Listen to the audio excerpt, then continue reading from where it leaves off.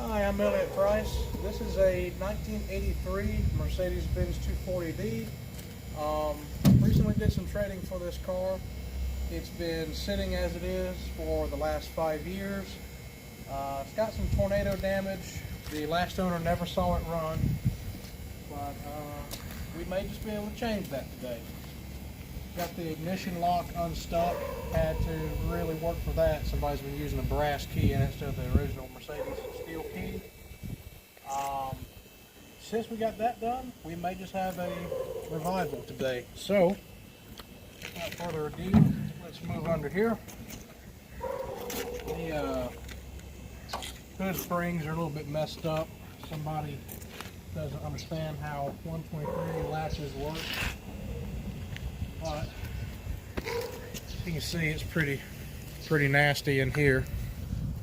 So also I apologize for any camera issues. My lens in my camera has been giving me some issues lately. It won't focus, so if you see it just like spaz out and go shaky, that's the reason why. But a lot of debris under here. There was a giant rat nest under the injector lines right here. A lot of remains of rat nest, ton of acorns everywhere. Thank God they did not go inside the air cleaner housing. So without further ado, give me just a minute. We're going to get a hot battery in this thing and see if it'll at least roll over. If it will roll over, I've got 5 gallons of fresh diesel with it. We'll throw it in the air, check the tank, check the strainer, clean the lines out, and get a hot battery and some fresh diesel up front. And we'll see what she does. So just a second, we'll be back with the battery. Alright, so this is an experiment in and of itself. This is the original battery that I found in the car when I got the car. So I took it home, put it on a trickle charger just to get power back in it a little bit. Basically to scam my computerized battery charger into thinking like, hey, it's got a little bit of charge, it's not completely dead, I'll charge it. So 2016 date code battery, car that sat for 5 years, what could possibly go wrong? But we'll see what it does first. If not, I've got 2 jump boxes with me, so we'll go from there. But I'm just going to loosely put these on here and we will see if it spins at all. Alright, never had power to this car before.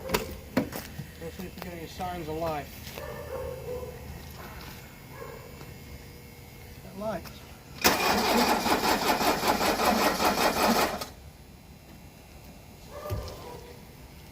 That's a good sign.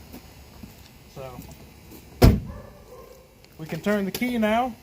We have power now, and it does roll over. So, gives us something to work with. We'll be back in just a little bit. I'm going to go ahead and get this thing up on jack stands, drain the old diesel out of it, and go from there.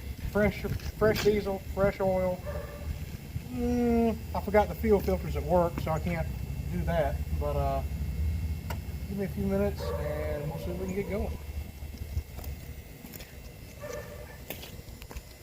A little bit of an update, and go ahead and apologize. This is one of my first more serious videos on YouTube. Got it in the air, got the oil draining. Believe it or not, it actually had too much oil in it. It was slightly overfilled, which is not a common thing that you see when you walk up to these. They are normally either extremely dirty, extremely low, or both. But a little bit more history on the car. This car is located in Newnan, Georgia, and a few years ago it did survive the tornado that came through Newnan. Something hit it, the windshield, tore that up, and it does have a pretty significant dent in the roof right here. You can see that based on the lighting. Yeah, you can see a little bit, but yeah, that was not a good time here, and thoughts and prayers go out to the families that are still recovering from that and healing from that, because that was quite a big and a sad event here. But if you're wondering, a W123 chassis Mercedes is stronger than a tornado, apparently, at least to some extent. So Go ahead and finish draining engine oil. Get it some fresh oil, new filter, and while the oil is draining, it's going to take a while because it's pretty dang cold out here, probably mid 40s. We go ahead and start draining the diesel tank. The diesel that came out of it was orange. The other day I came up here and pulled the line off the fuel filter and pumped the primer pump a few times just to get some diesel up top, see how it looked. Pretty terrible. So we're going to go ahead and drop the strainer out of the tank, drain the tank, and just kind of make sure the strainer is cleaned out. If the strainer is even intact anymore, we'll see. These things are bad about rust. They're also bad about algae growing in the diesel when they sit. I know that sounds crazy, but yes, diesel fuel will grow a very, very weird kind of like black algae. So go ahead and start doing that, and I will give you guys another view in just a few minutes. But thank you for staying tuned if you are still here. Alright, so oil's drained, and we've gotten right under 10 gallons of diesel out of the tank. So we'll come back up front and start working on changing the oil filter. It's been a long time since things run. There's no oil up top in the oil filter at all. Yeah, that's pretty nasty right there. So, set this here for the time being. Not even a Mercedes filter. Looks like, yeah, cheap aftermarket. That's not good. Never a good sign. I'm gonna fix that today. We got a Mon filter that will go back in here. I'll let this sit here and drain just for the time being while I get my stuff together. Wanted to give a shout out to my mom. She's the one that's actually filming this stuff today, so I recruited her for filming duties. So I really and go fetch. And go fetch. I really appreciate that. But I'm gonna get her to go ahead and cut the film for now.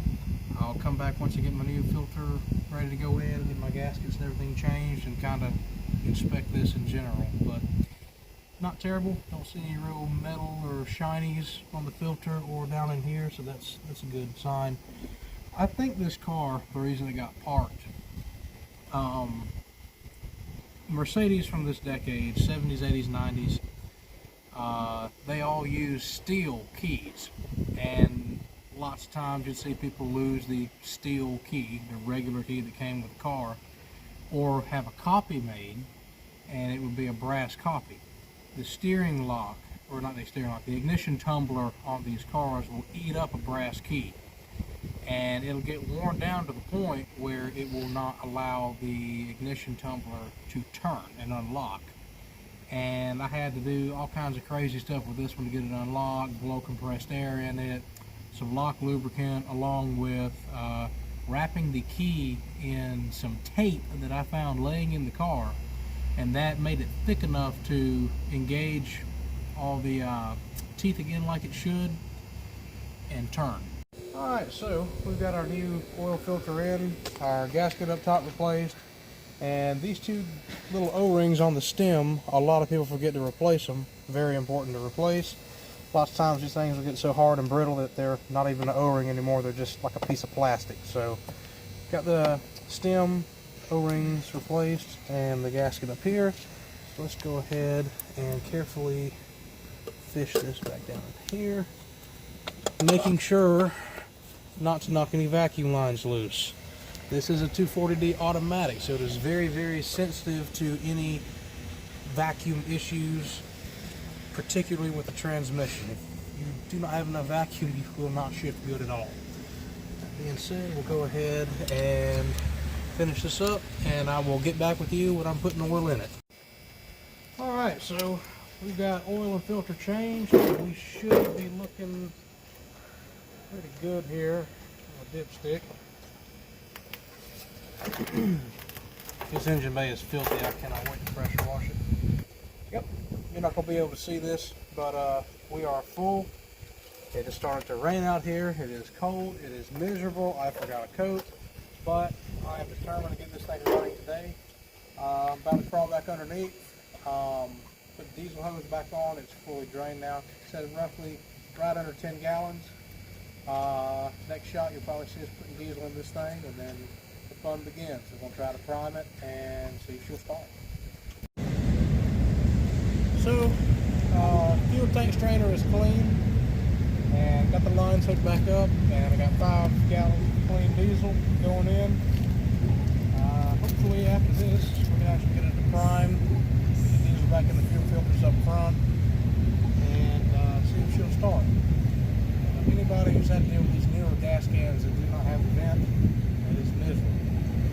So I will see you in what to you will be a very short time, but me it's going to be quite a few minutes because new gas cans without the vents suck. Alright, so diesel's in the car, and I bled the system. I flushed it until I got clear diesel coming out, put it in a bottle. And now the line's hooked back up, and we will continue to prime for a few minutes. Try to fill both fuel filters back up. And next, after that, we will crack all the injector lines loose up top and see if we can get diesel primed all the way up.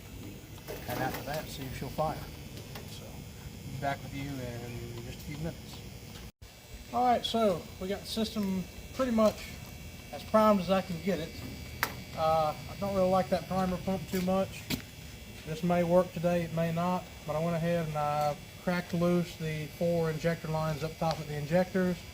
We got our jump box on here. We're going to go ahead and spin it over until we can start seeing diesel come out of these lines up here. So basically, when one of these is sat for a long time, these lines will kind of lose pressure, and you may have air in them. You're not going to get diesel up to the injectors. So prime the fuel system with a primer pump, loosen all 4 nuts up here, and we'll crank inside until we see a little bit of diesel coming out. Hopefully we will. And after that, we will tighten those down, and hopefully she'll start if the glow plugs work. It's a pretty cold day out here. So, let's see.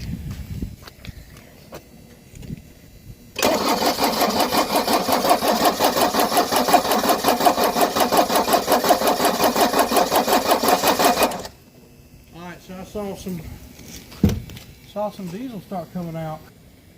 Alright, so jump box is back on. Just using the jump box to give the battery a little bit of help, since that is, like I said earlier, an old battery. All the lines are tightened down.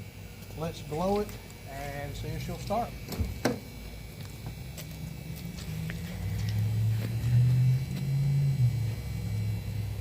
If the glow plugs work.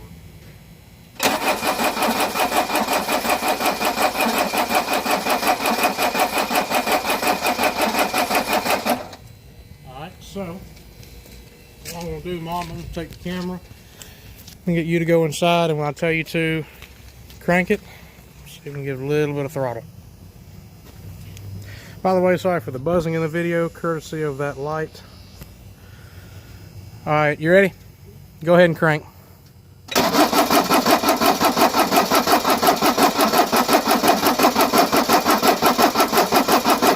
Stop.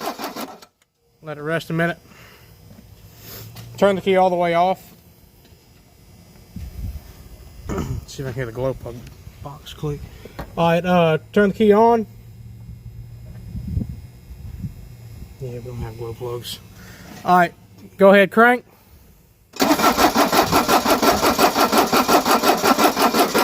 Stop.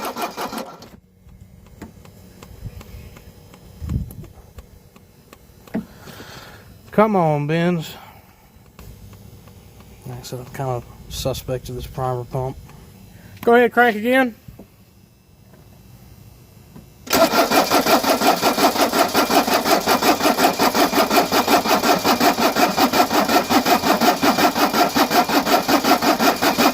Stop.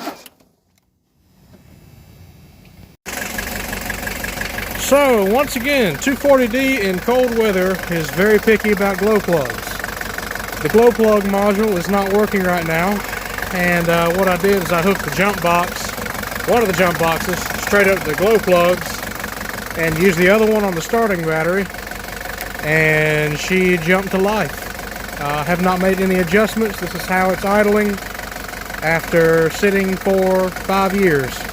I hate that I didn't get it cranking up on film, but you know what? This is this is okay too. It's running, that's all I ask.